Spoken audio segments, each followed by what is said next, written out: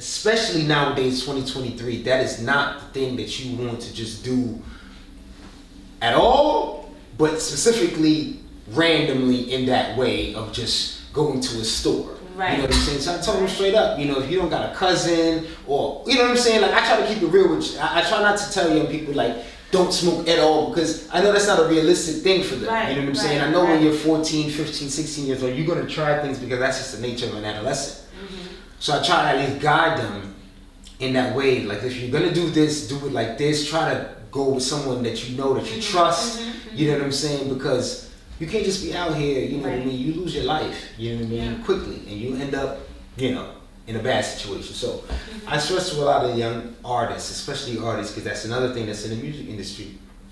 Drugs are just prevalent, man. You know, they're sipping on lean, they're drinking liquor, they're doing all these things. And, you know, when you're a young artist, you know, you're creative. You know, a lot of artists feel like they have to smoke and they have to do this in order to be creative. So, yeah, those are some of the things I really stress with young people. Yeah, and I'm glad that you are vocal about that, because right now we are going through a fentanyl epidemic. Absolutely. And it sometimes I don't think someone says I want to take fentanyl.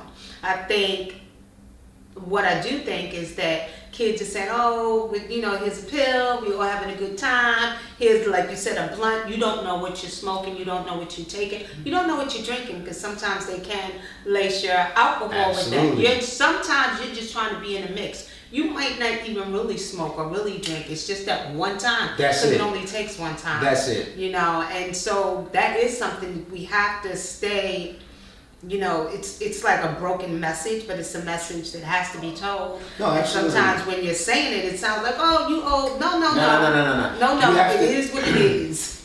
You have to, because it's not new. You have to be aggressive Yes. with the information and equipping young people with that. Because this is one of the things that, you know, that always gets me, you know, enthused when talking with young people, because the streets are aggressive. You know what I'm saying? When I talk to other adults, I tell them, like, the streets are aggressive, right? Like, you know what I mean? People outside that want to do bad and do harm to your child, they're aggressive. You know what I'm saying? So you have to be overly aggressive and just as aggressive with getting that message to them. Right. So, you want to be in the mix. You know what I'm saying? You're going to leave this house, and literally Russell on the IG thing is, I said, parents, when your kid leaves the house, the stuff they doing on the street is different. Why? Because when I left the house, the stuff I was doing on the street was different. You know what I'm saying? Exactly. It's just that I had enough, like, fear, and everyone has luck on their side, right? When you survive, you know what I'm saying? Because the first time I smoked something, it could have been over for me. Exactly. You know what I'm saying? You never know, like, so. But I had enough fear and just knowledge from what my parents was telling me to be super cautious, right? To make sure that you keep your circle tight, to make sure you have your antennas up at all times, to make sure that you just don't want to be the person that wants to be in the mix just to be in the mix, right? Because being an individual is important. Me going back home to my mom as who I left was important, right? Because she was overly aggressive and saying, "Yo, listen, you're gonna come back home the same way you left." You know what I'm saying? So those things are important. So that's why even, you know, in the workshop, who are you? Who's your mother? Who's your father? Do you know them? Where they from? Where y'all from? Because these are the things that you're gonna stand on as an individual. Right? We're not gonna get into this rap stuff, because when you start rapping and making music, a lot of times your first art is imitation. And that's natural. Right? There's studies on it. That's natural. Like, I see him, he's a great rapper. I want to do that. Who I'm gonna do? I'm gonna do it like him. Exactly. You know what I'm saying? I'm gonna do it like him. It's just natural until I figure out how to do it myself. But if him is a pimp, you know what I'm saying, rapper, then that my first raps might be some pimp raps. Right. But if ain't nobody tell me, like, yo, dude, you ain't no pimp though. Right. Then I'm gonna just keep doing that, and that's gonna be my thing. And God forbid I get a check off of it. Whoops, it's over. I'm a pimp rapper. You know what I'm saying? And that's the lifestyle. So you have to be aggressive with being like, nah, dude, that's not you. No, young lady, that's not you. That's not the life you came from. You know what I'm saying? And if it is the life you came from, maybe you want to tell a different perspective on it. Right? Maybe you want to tell a different story. You know what I'm saying, about that lifestyle. right? Because maybe that's not the lifestyle you love, and like so, yeah. So I think that another thing that happens is that when you have programs such as yours, that's another way to get kids off the street. Maybe where they can gravitate towards something different. Right. Be a part of something different. Rub their elbows with something different, or soak up something different. I met you being a part of Sanitation Foundation. Right. And with that type of community work, and you're doing community cleanups, and I'm not exactly sure whether that's an actual program, because I know it's a foundation, but just being a part of that, and bringing kids there, it plays a big part. It plays a really, really big part in our lives. Absolutely. Absolutely, yeah. No, definitely shout out to the Sanitation Foundation. I'm definitely a part of the Sanitation Foundation as a lead volunteer associate. So the Sanitation Foundation is the official nonprofit partner for the Department of Sanitation, and they pretty much do a lot of the social and community outreach work with different neighborhoods and communities in New York in relation to sanitation and cleaning up and stuff like that. So they do a lot of community cleanups, and I connected with them because I do my own community cleanups through Str8outtabklyn. And same thing with the music and with some of the vocational stuff I do. The community cleanup is a way to involve young people in a safe way and have them increase their civic mind and their community stewardshipness, right? Not a word, but just the idea of how do you get involved and become more involved with your community and have a say in your community. I think that one of the things that's important for young people is to understand that they have a part and a role to play. It's like when you grow up in the city, or really anywhere, right? Like you don't really always feel connected to your community in a real tangible way, where like you can make changes. Well, community cleanup is one of the easiest ways. Right, you know what I mean? To be like, hey, listen, I can definitely get a broom and a dustpan, and I can go outside if it's me and my friends, and we can clean the street. And if we do that, we can see immediate change, and we can maybe inspire other people to do the same. And then we also now start to feel an empowerment and a connection with our block, where it reveals something that says it's really not that bad, right? We've been told so much that the hood is a bad place that we've made it a worse place a lot of times. Right. You know what I'm saying? Sometimes, I mean, not even sometimes, I've heard people be like, "Yo, listen, man, you take the projects, you take the people out, or you change the mindset of those people, they turn into condos, right? As far as the mindset, right? You know what I mean? And it's part of that is true. You know what I'm saying? We know that funding and stuff like that, and a lot of these things aren't poured into our communities in equal ways that they are in other communities. But if we, as the residents of these communities, increase our stewardship, right, increase our involvement, then that will level the playing field to a certain degree, in our community and what we see, you know what I mean, and taking care and taking ownership. A lot of the lack of involvement that we have and that young people have and that we've had historically in our communities, because we don't feel like we're a part of the communities, because our position in this country, and on a macro sense, has been that of, obviously being enslaved in this country and not feeling like we get our fair share. So a lot of times we don't feel like we should be involved at all. Some of those feelings are justified. A lot of it is justified, but a lot of it doesn't serve us. Right.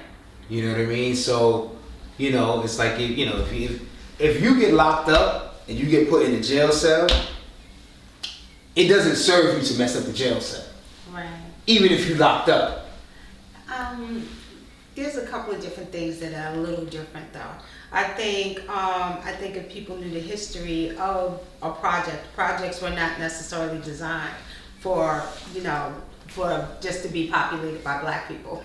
Right, Black people weren't always in the projects. And you have a lot of projects that are well kept. Right. I think what happens is sort of like what you're saying. It's learning how to advocate, because when you advocate, you don't always get what you want, but when you are able to form a group of people together and say, listen, we need more cleanup, we need street lights over here, but this park needs to be cleaned up, because the majority of projects normally have a little park that's essentially, in the middle. And I had a chance to see that, and working in participating in some of the events that Sanitation Foundation does. The good thing about being a part of cleanups is that you're able to go in different neighborhoods and different locations, and you just see how things are, and it's not so much that I live in a project, it's what's in my project. What are the services that are there? Absolutely. Are they coming? What are the days of the week that they're coming to pick up the trash or the garbage? Do we have the necessary bins that we need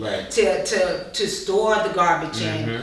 Because those are the things that also happen. It's not so much the mindset that we have, it's also things that we don't have. And you learn how to advocate for things like that. And if I put it towards, even if you're bringing someone there, like your group of people, and they're young artists, this gives them something else to write about. This gives them, part of what they're doing. The group of kids that I worked with, and they were a fantastic group of young interns during the summer. Every summer we participate in everything that the Sanitation Foundation does. But the one thing that was able to happen was while they were cleaning, people were stopping them and saying, thank you.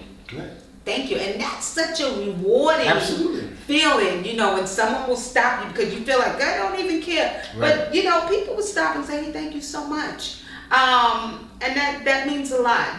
They walk away with a sense of pride in what they're doing, pride in themselves, about themselves. And this gives you something else to kind of like, write about, something else to say about who you are and what you have to offer yourself, your community, and your family. So that's always a great experience in working with them, and I'm glad that I had a chance to meet you. Absolutely. Yes, no, absolutely. It's been great, seeing you and seeing all the young people that are involved. Turn it down. All the young people that are involved with, your organization is great. I love it because it's, the intergenerational, mix of ages and races and everybody from different cultures is so important. Like you said, when I do the cleanups in my neighborhood, Golden, turn it off. When I do the cleanups in my neighborhood, they, we've had neighbors come out, give us food, stores come out. Thank you. This is amazing. Oh my God. And like you said, the young people, they go, wow, you know what I mean? They really, people are responding, people care. And it's great for them to see that. And it's great for them to understand that they could just take part, you know what I mean? And cleanliness and safety go hand in hand. Neighborhoods that are clean usually aren't violent. So that's another thing. We have to understand that, we have to take care of where we live. It's actually a very, it's really simple in mindset. You know what I mean? But we have a lot of work to do. But I think with young people, it's important to just impress that upon them. Yeah, man. Your hallway doesn't have to be this way. Outside your building doesn't have to be this way. Another event that you were part of, and I want to bring this up because this is October. October is the Breast Cancer Awareness Month, but it's also, I think, the month for Domestic Violence Awareness. Domestic Violence Awareness. And you were part of the Brides March. Tell me a little bit about that. So the Brides March, yes, my friend Letty, she invited me to, basically, she knows that I work with young people, and young artists in particular, and she wanted me to bring some young artists to come and take part, and she wanted me to, bring some young people to take part in the Brides March. And this was actually my first time knowing about the Brides March when she brought it to me a few months ago. And the Brides March was started, I believe this is 23 years ago. So in the year 2000, Letty's aunt, Gloria, was murdered on her wedding day. Was it Gladys? I'm sorry, Gladys. Gladys, right. She was murdered on her wedding day. Rest in peace to her. So Gladys Ricard, right? And you know, that obviously is a horrible and tragic, and you know, like, I mean, yeah, you know, we can't even imagine the pain that her family had to deal with, but they took that pain and turned it into the Brides March. And every year since then, they've marched throughout Harlem in her honor, and it's grown every year. You know, they don white wedding gowns as they march, and it just brings awareness to, you know, this horrible issue that we have in our community and in all communities, really, Right. Of domestic violence. So, you know, it's very important, you know, that, you know, when she gave me a shout, I've known her through many years through the artist community that I'm involved in. So yeah, it was, you know, definitely something for me to just reach out to the couple artists that I knew. So I reached out to very good friends of mine, City King and his wife, Durga Veli, and Durga. She came out, she performed a song that is actually about domestic violence, that something that she's had personal experience with. So it was very, you know, on point and an emotional experience for her, but it was great for her to express that. And then I reached out to you, you know, a young lady came and she did a piece as well. So, yeah, you know, it's many issues that plague our people, you know, and domestic violence is definitely something that I think everybody has witnessed or experienced on some level, some you know, form or fashion.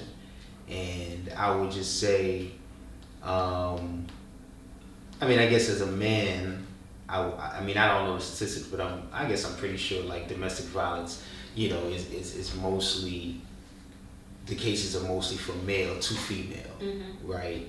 So, as a man, I would definitely say to other men that, you know, we have to do better. Plain and simple, you know, we got to do better, man. You know, we have to get our emotions in check. We have to learn how to become more emotionally intelligent, emotionally aware, and learn how to deal with our issues in ways that it's not placed upon others, which a lot of times are our spouses or the females in our lives. So, yeah. Is that another piece of advice that you're instilling in young artists? Because that's, I think it's called misogyny, is always big when it comes to, especially black artists, you know, how they talk about women. You know, we think about the stuff with Tory Lanez and Megan Thee Stallion, and just how the community just even turned on her, as, you know, as she was going through what she was going through. We weren't very supportive, you know. So is that something that you discuss it's with them interesting, as well? right? That is something, and I don't think that I've gotten into it in that depth, and it's something that I definitely will now that we speak about this. But what I guess tend to talk to artists about is in the space of being an artist, I talk to them about being balanced, right?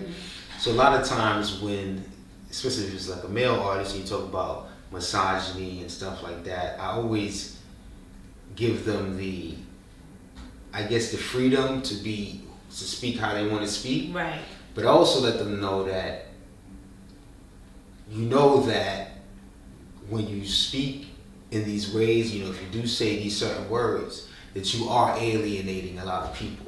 Right? And within alienating people, basically what I'm saying is you're disrespecting people. Right? And in disrespecting people, now you have to think about, do you want to be a disrespectful person?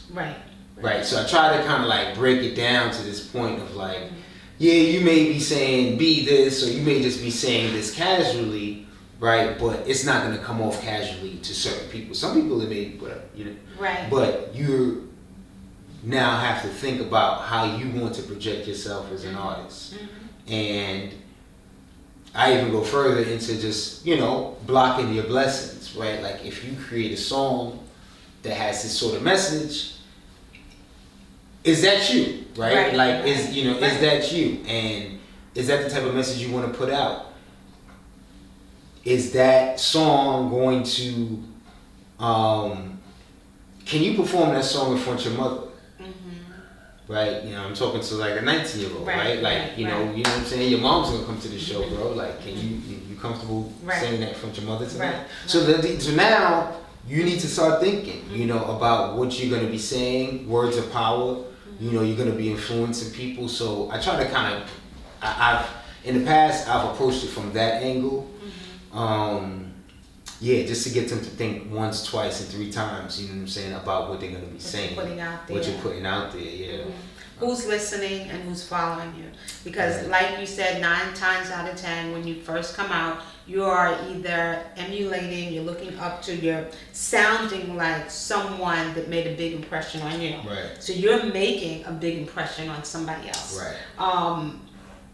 You could be the reason why they're getting into music. You could be the reason why their relationship is a certain way. And you know, you never know what impact your voice or your artistic expression has, how it's given out into the community. You don't want to take away.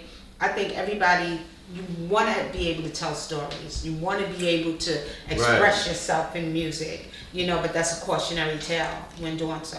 Yeah, that you also have to be responsible in the type of music that you're putting out, because you're responsible. That's I mean, I think you have to be responsible, and I think that's a huge word, right? Responsibility, right? I don't think a lot of times you think that you have a responsibility, right?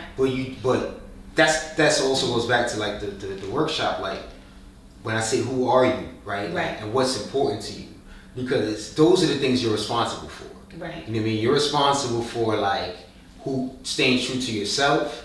You're responsible for like, you know, being honorable to your parents and to the people that love you. So are you breaking that responsibility by creating this music? Right. You know what I'm saying? Like those are the things you need to always remember and try to stay true to. Yeah.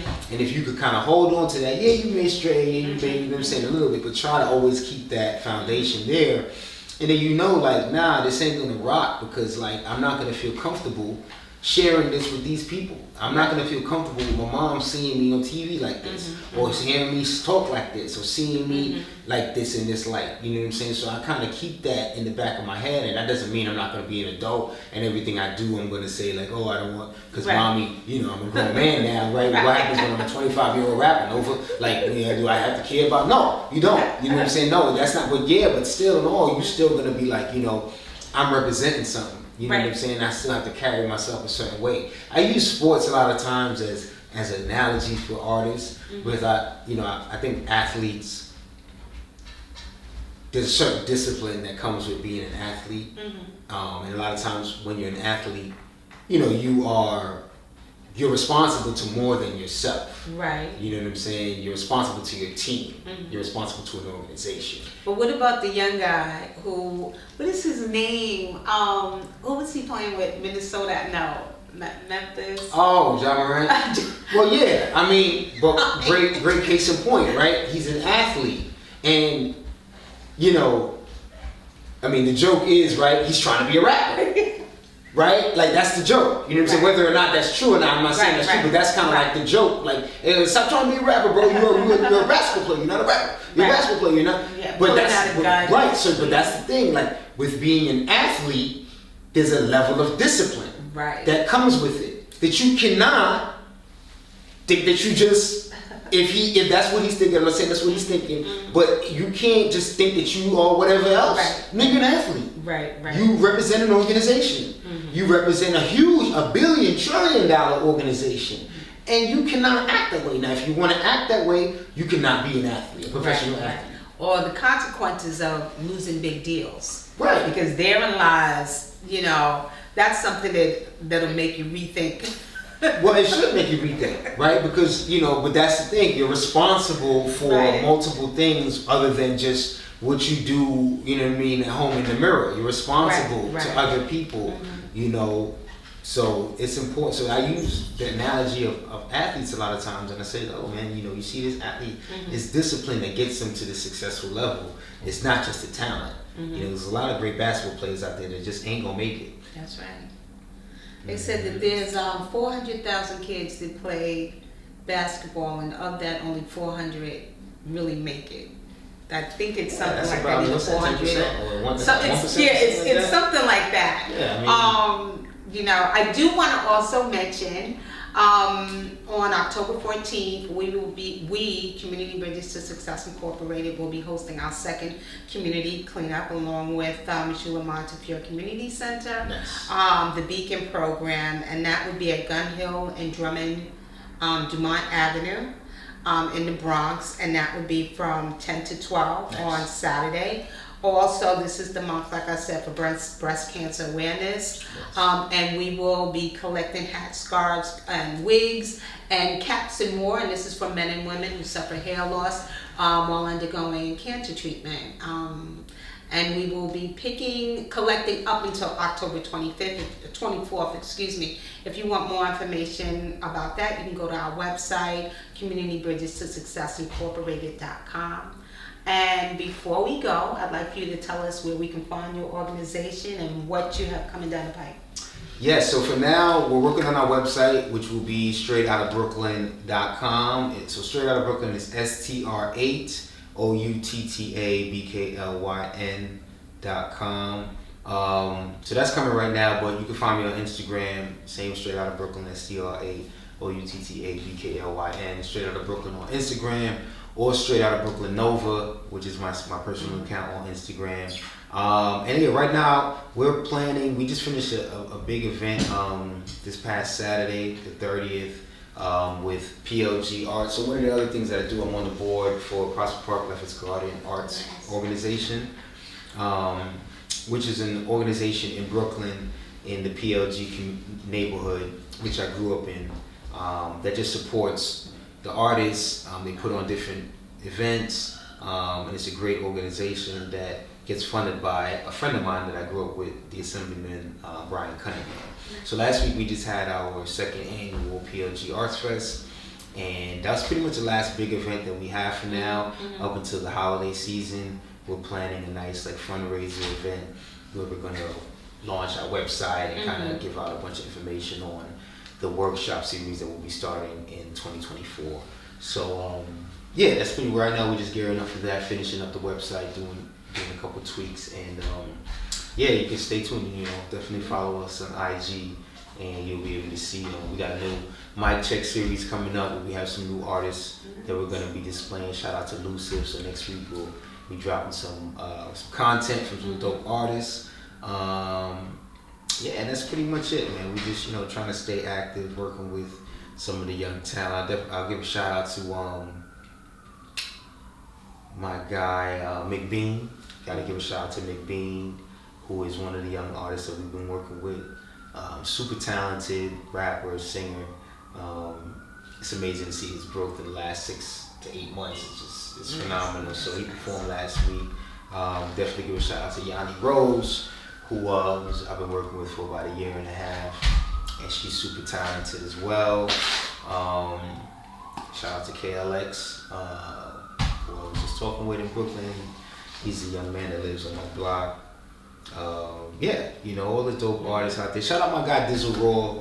His name's in my head right now. He's not a young, well, he's an up and coming, but he's really blowing right now. Actually, I just tagged your daughter Butter. And I give a shout out to Butter as well, because Dizzle Raw, he's one of the dope rising artists right now, and he's got a song out. And when I heard the song, I thought of Butter immediately, so I tagged her on it because he's living with somebody. So maybe we could make that connection happen at some point. But yeah, man, I just love music. I'm very passionate about music and the artistry, and I feel like one of the things that the music industry is certainly missing is more people that have a passion for what the music and the trajectory of the sound.